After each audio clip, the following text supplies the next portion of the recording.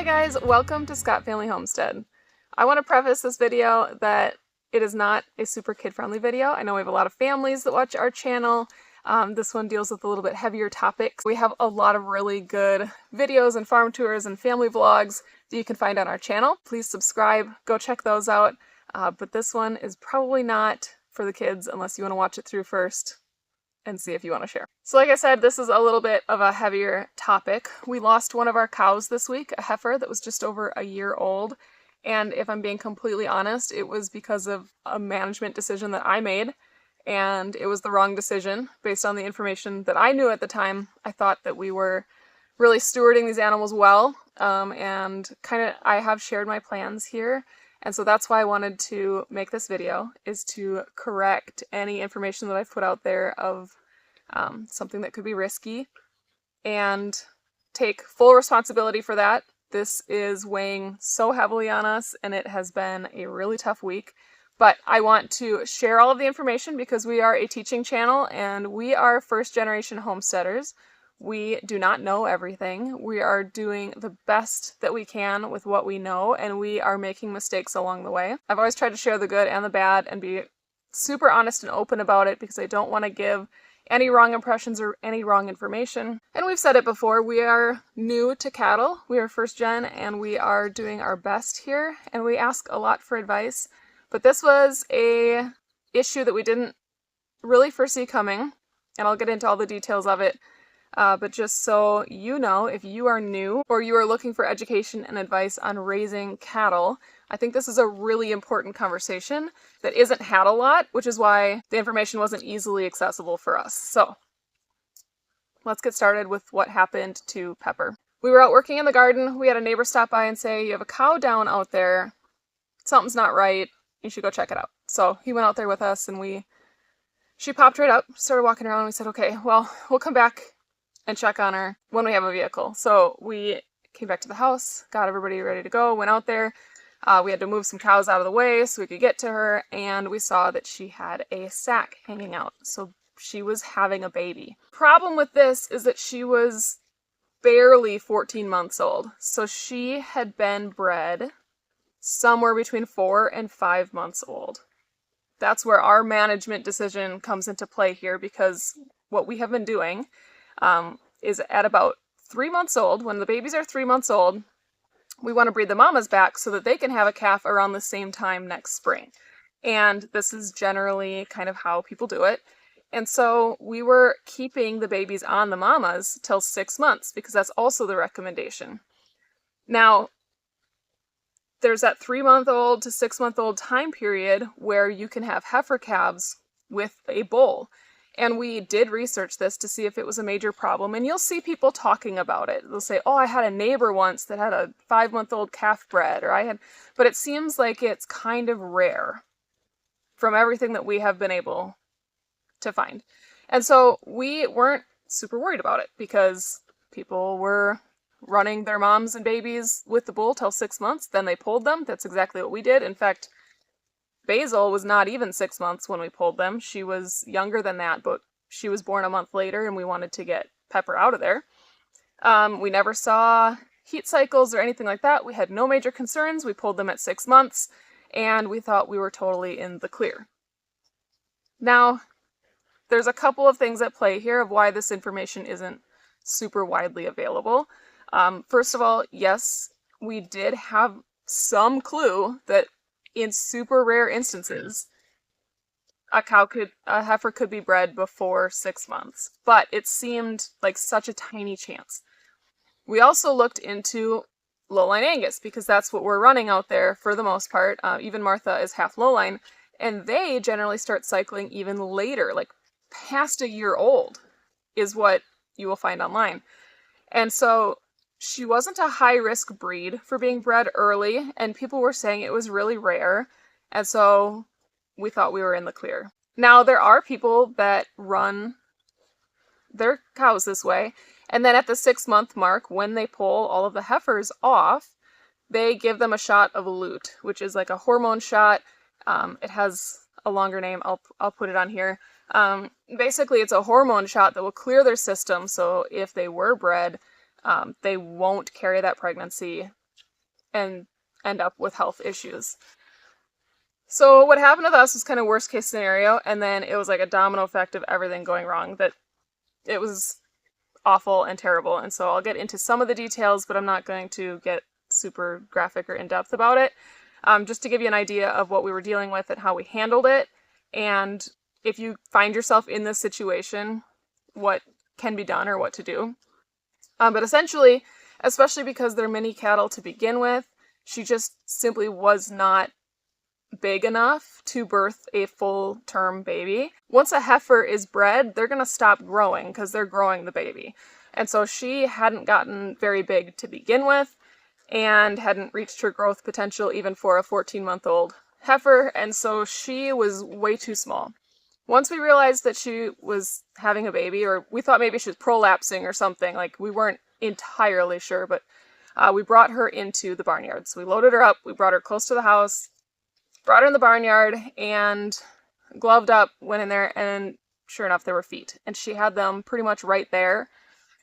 And so we let her progress for a little bit, because we thought, I don't know, maybe it's premature, because timing just seems wrong, that she would be bred that early. So we kind of let her labor for a couple of hours. She was progressing a tiny bit, and then we decided, like, it's not going quick enough, we have to help her out. And so then we didn't have chains, so that's something we want to do, is get a set of chains to be able to pull calves. We've never had to pull a calf before. Digger's calves have always been like super easy calving ease.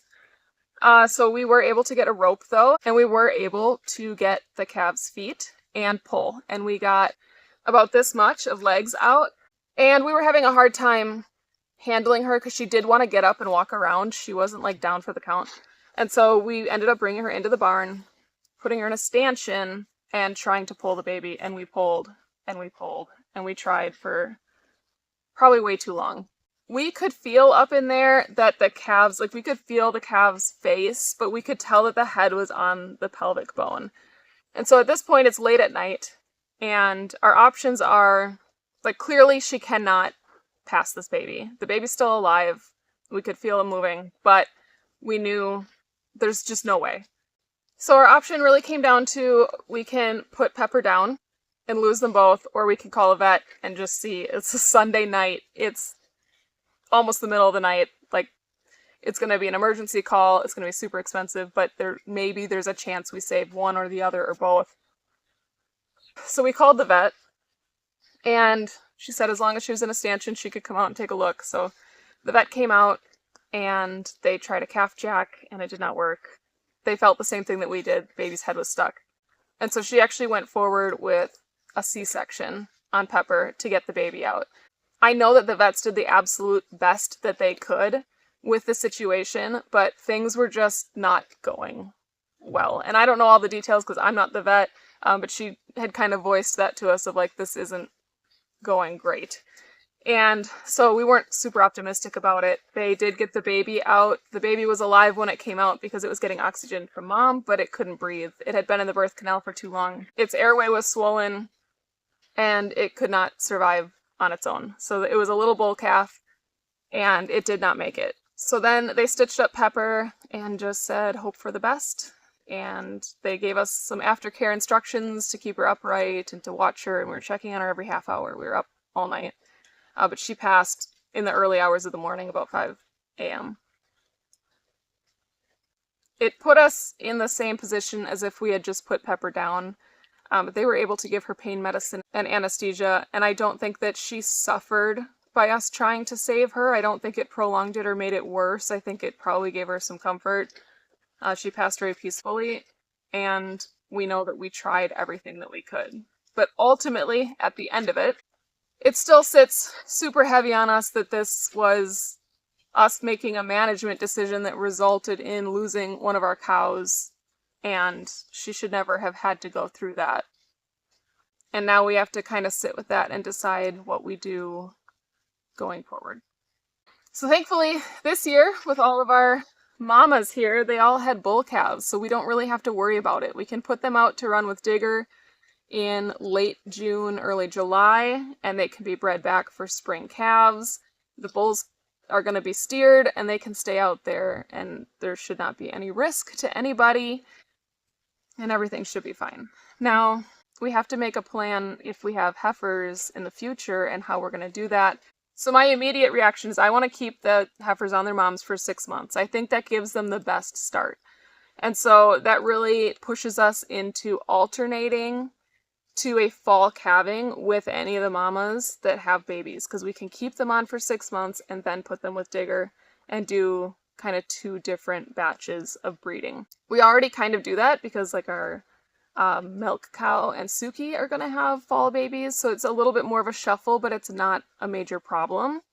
And then we keep all the mamas and babies over here that we don't want exposed to Digger, and he is half a mile away on our other field down the road.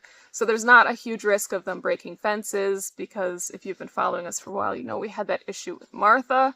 She was also bred too early, but not nearly as early. She's a fence breaker, and she was constantly trying to get in with the bull, or just get out and run, play. She was just a stinker. This is Martha, our white cow right here.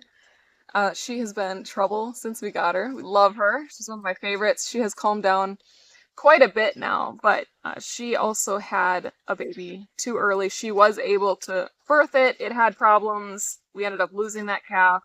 And that's why I was like such a stickler with Pepper and Basil. Like, they have to be out by 6 months. We'll pull Basil early if we have to. Like, just don't want them in there past 6 months, because Martha was like 8 or 9 months when she got bred, and that ended up being another really hard learning lesson for us. It's extremely heartbreaking because it didn't have to happen like this. Is a cow being bred at 4 to 5 months rare? From what I can tell, yes, it is rare. Is it likely to happen again?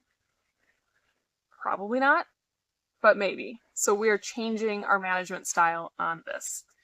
My biggest concern right now is that Margie was pulled out from being with Digger when she was exactly 5 months old, because obviously we didn't have this information at the time. That was a few months ago, and I don't think that there's any risk to her, but never say never, because I did not think this was going to be a problem. This is one of those subjects that's super hard to talk about. I know that there's a lot of criticism coming. There's a lot of advice and people that have things to say, and I appreciate helpful advice from seasoned farmers who can help guide us in the right direction. But insults or criticism at this point isn't going to help anything. I already feel terrible about it. I already have plans to change the management. We're not going to let this happen again. And so if you have advice, please keep it kind. And we really do appreciate you. And anybody who's willing to help out beginners like us, I'm super, super appreciative of you. So thank you very much. I'm sure this is not going to be our last video talking about loss or losing an animal. Like they say, where there's livestock, there's dead stock. Things happen. And I am heartbroken that this was something that I thought I had a handle on and did not. And I hope that this never happens again. We did learn a lot. We've never pulled a calf before. We learned a lot about that. The vet talked to us. Every time we've had a vet come out for anything, they've been super kind and helpful, and we have learned from them. They're always so patient and good about it, and so I do appreciate that. We've learned so much in our 3 years of owning cattle because people are willing to share information with us. So I hope that this is helpful to somebody. Maybe it can prevent somebody else from going through this same problem, because a simple Google search of like, is this a risk, isn't going to give you a whole lot of information. With that said, we're super happy to have the calves that we have this year. We're going to take extra care of everybody and love on everybody and appreciate what we have. God bless farmers. It's not for everyone. I'll tell you that. It has been a trip these 3 years, but we're ready to push forward and keep going. I hope you'll follow along with us. So if you haven't already, please subscribe.